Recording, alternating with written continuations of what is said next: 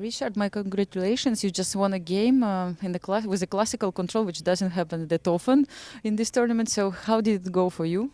Yeah, thanks. He surprised me with the Grunfeld. Okay. Maybe my preparation was flawed, but I haven't seen him play it before, so I was surprised. So I went for something okay, really harmless and really old. Was Bishop D to Rook C1. But then somehow I felt like I got an advantage. I mean, I think the big mistake from him, okay, not D1, but like one of the, was to allow me to play B4. I think he should have played A5 because, like if he does exactly the same with pawn on A5 and my pawn on B2, my bishop on C3 is extremely stupid and I can't really reach the C6 square. So yeah, I maybe should have started with B4 the whole thing, but I wasn't sure, so I played bishop B2, and after bishop B2 I think it was the moment for him to go A5. Because after bishop b7 b4, if he has nothing concrete, I'm just better. And then he played somehow very slowly. I felt like he allowed me a lot of things, so I got like huge position after the knight c6.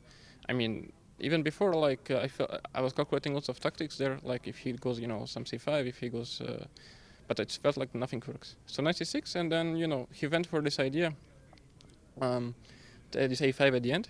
And it seems like, okay, it's a dream position for white. I mean, basically, you cannot get more than this out of such openings. But still, somehow I managed to, not to be so precise, I think. Because he get this, I missed rook b6 originally. I was only considering b3 and knight e4, and that's okay. It really works for me, both of these moves. But rook b6 is very strong with this idea of sometimes knight b3, sometimes, it's lots of tactics, really. And yeah, and then I felt like, so I misplayed somewhere there. And then I felt like he should have gone for e5 instead of allowing me to play f4.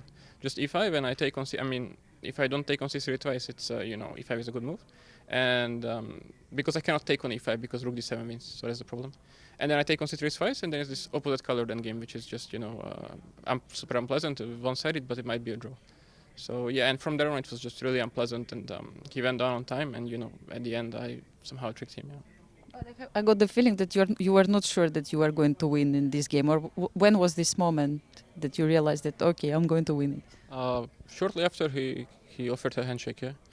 So of course I wasn't sure, like especially like I messed up quite a few positions only during my stay here.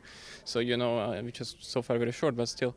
So plus, okay, he's extremely resourceful and obviously a very strong player. So yeah, of course I mean I wasn't sure. I mean, of course I should be winning. I know my pieces are dominating and he's short on time, but okay, one wrong move and That's true. We all know what happens, yes, if you do the wrong move.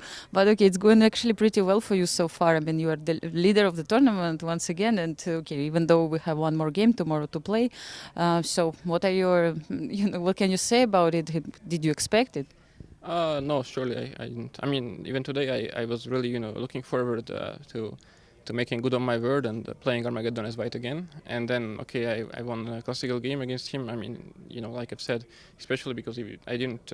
I mean, I got a good position out of the opening, but like after d5, I was pretty upset. So yeah, like it's of course a really nice feeling, and it's beyond what I have expected and what I've hoped for. Thank you so much, Richard, and all the best in the next rounds. Thank you.